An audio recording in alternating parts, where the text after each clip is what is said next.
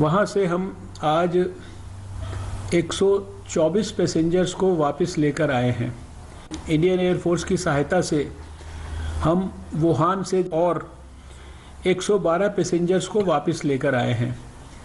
ये 76 इसमें भारतीय हैं और 36 नेशनल्स हैं जो Bangladesh, Myanmar, Maldives, China, south Africa, USA और मडागास्कर के हैं।